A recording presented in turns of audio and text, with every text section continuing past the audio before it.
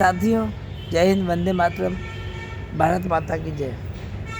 अक्सर हम प्रेरक व्यक्ति के रूप में झांसी की रानी, दुर्गावती और इंदिरा गांधी ऐसे लोगों की बात करते हैं, लेकिन बहुत से ऐसे लोग हैं जहाँ तक लोग पहुँच नहीं पाते हैं। मेरा प्रयास है ऐसे लोगों को समाज के बीच में लाया जाए। साथियों, एक ऐसी महिला की बात कर रहा हूँ जो कभी टीचर थी, आज तो रिटायर्ड है, लेकिन उनका जीवन जो है प्रेरणा स्रोत है। किसी के जीवन से सीखने के लिए हमको वो परिस्थितियाँ चाहिए जिसको सामान्य आदमी झेल नहीं पाता, टूट जाता है या आत्महत्या कर लेता है। तो आज मैं ऐसी एक प्रेरक व्यक्तित्व को लेकर हाजिर हूँ, शक्ति भटनागर जी। इनका पढ़ाई लिखाई की, उसके बाद एक कॉलेज में, लखनऊ में नारी कॉलेज में आर्ट टीचर हो गए और बाद में प्रिंसिपल भी हुई। लेकिन एक इनके साथ जो हादसे हुए हैं, जिसके लिए मैं ये वीडियो बनाने के लिए प्रेरित हूँ। जानना चाहिए हम लोगों को, क्योंकि जो हादसे ऐसी चीज़ होते हैं तो आदमी को बिखरा देते हैं, उसका जीवन से मोह खत्म हो जाता है और आदमी डिप्रेशन का शिकार हो जाता है। डिप्रेशन की दवाएं लेने लगता है, तो डिप्रेशन कभी ख़त्म नहीं होता है। डिप्रेशन की दवाएं कभी नहीं ख़त्म होती हैं, और ख़त्म कब होती हैं? जब आदमी ख़त्म हो जाता है। तो ऐसे ऐसे लोगों को मुझे इस चैनल में लाना है जो साधारण है। अब मैं शक्ति भटनागर जी की बात कर रहा था। एक आदर्श बहू थी, आदर्श पत्नी, आदर्श बहू थी मतलब उस समय, और जब युवावस्था में थी। आज समय उनकी एज लगभग 70 के आसपास है, आज भी हैं। गर्व का विषय है कि अभी हम लोगों के बीच हैं। और जब वो जॉब में ही थी, हस्बैंड भी इनके जॉब में थे, खाद्य रसद विभाग में। लेकिन एक अनहोनी हुई जो वाकई हृदय विदारक है किसी भी माँ के लिए। एक होती है मृत्यु, अपने आप मृत्यु होना, बीमारी से मृत्यु। लेकिन दूसरी और भी जो समाज में हम देखते हैं कि सुसाइड आदि की घटनाएं हो जाती हैं, ये और भी भयावह हो जाती हैं। एक माँ के लिए तो सामान्य मृत्यु को झेलना ही बहुत खतरनाक काम होता है, लेकिन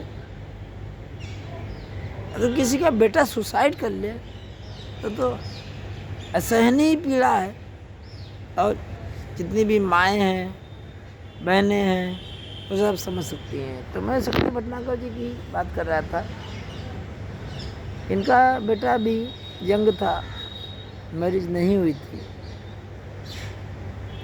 और विवाह आदि की बात चल रही थी।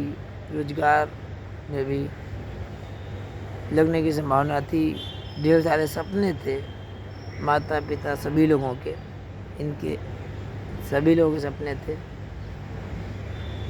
लेकिन होता क्या है, वो क्षण आया जीवन में जो वाकई इनके लिए परीक्षा की घड़ी थी। इनके बेटे ने सुसाइड किया। सोचिए, आसान बात है कह देना, पर महसूस कर। दुख की पीड़ा बहुत ज़्यादा थी। एक तरफ नौकरी भी थी और एक तरफ हस्बैंड को संभालना था, बड़ी बेटी थी उसको संभाल रहा था, लेकिन झांसी की रानी और इंदिरा गांधी की तरह इन्होंने किसी भी डिप्रेशन को अपने ऊपर हावी होने नहीं दिया और ये निश्चय किया कि चाहे कुछ हो जाए, हालात जो है हमें तोड़ नहीं सकते। और माउंट आबू का ब्रह्म कुमारी विद्यालय भी ज्वाइन किया। कुल मिला के इन्होंने डिसाइड किया कि एनर्जी को इतना डाइवर्ट कर देंगे, वही निगेटिव एनर्जी को पॉजिटिव में कैसे चेंज किया जाए। और इन्होंने चुनौती के रूप में, पति भी बहुत दुखी थे ब्रजेश भटनागर जी, पति को भी संभाला, खुद को भी संभाला, बड़ी बेटी थी उसको संभाला। खैर 2-4 महीने निकले थे, लेकिन अब जो घटना होने वाली थी वो तो शायद भयावह ये घटना और इंतजार कर रही थी। घटना इंतजार क्या कर रही थी? पति जो थे बेटे की याद में बहुत घुट गए थे अंदर अंदर। बहुत भावुक हृदय के संवेदनशील व्यक्तित्व थे। और एक दिन बेटे की मृत्यु के कुछ ही महीनों में, 4-6 महीनों के अंदर ही पति की मृत्यु होगी। अब ये सोचिए कि 4-6 महीने के अंदर में पति और बेटे दोनों को खो देना, ये कोई कल्पना कर सकता है? अब ये देखिए, मैं इनको झांसी की रानी की उपाधि क्यों देता हूँ? पहले से इतनी पीड़ा में थी, अब पति का जाना, इनके ऊपर इतना भारी वज्रपात हुआ। लेकिन वही चुनौती जो है, अब कोई भी महिला उसके लिए इससे बड़ी प्रेरणा नहीं हो सकती। इन्होंने क्या किया? फिर पहले जितना ब्रह्म कुमारी वगैरह से जुड़ी हुई थी, दिन रात अपने को अध्यात्म में लगा दिया। एक तरफ स्कूल जाना और सुबह शाम दोपहर बेटे का, पति का पहले एक गम सता रहा था, अब डबल गम आ गए। किसी काम में मन नहीं लगता था, अंदर घुटती रहती थी। लेकिन जो एक चेतना थी इनके अंदर कि डरेंगे नहीं, सामना करेंगे, डरेंगे नहीं, सामना करेंगे, हार नहीं मानेंगे, हार नहीं मानूंगा, ये इन्होंने चुनौती ले ली थी। वही कहते हैं ना, मान लिया तो हार है, ठान लिया तो जीत है। तो इनके अंदर लव इच्छा शक्ति है, इंदिरा गांधी की तरह। तो साथियों, मैं बता रहा हूँ शक्ति भटनागर जी के बारे में। एक तरफ स्कूल 4-4 महीने में 2-2 लोगों की मृत्यु हो जाना, उसके बाद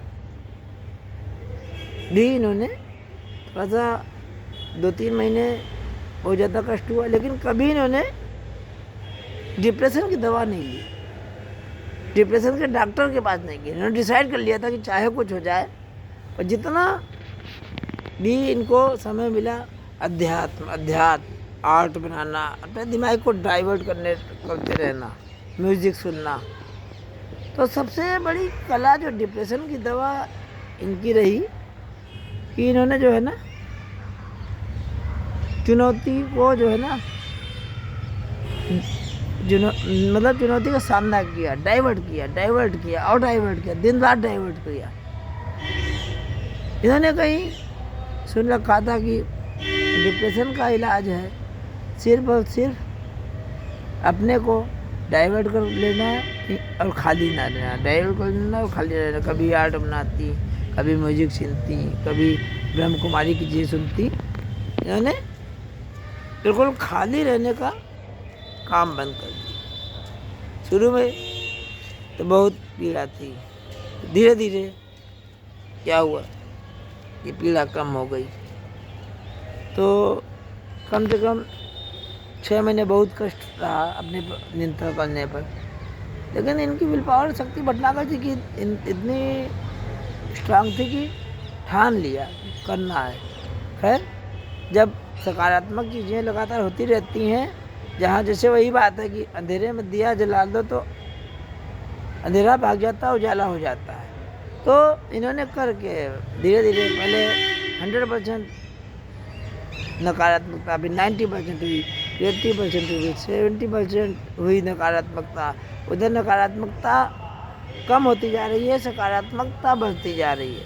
सकारात्मकता 10% हुई, 20% हुई, 25% हुई, 30% हुई, 40, 50, 60, 70, 80, 90, 100।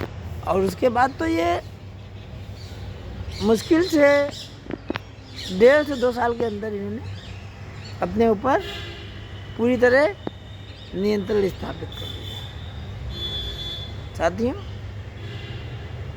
एक लेडीज़ के लिए इससे बुरे हालात कभी नहीं हो सकते कि उसके बेटा जो है सुसाइड कर ले और हस्बैंड की भी डेथ हो जाए। लेकिन आज लगभग जो है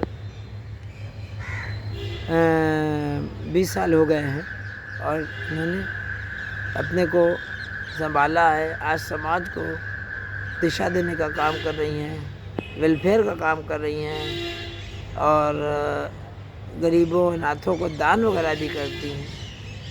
शक्ति भटनागर जी, इस भारत देश की ओर से आपकी इच्छा शक्ति को नमन। मिलता हूँ साथी।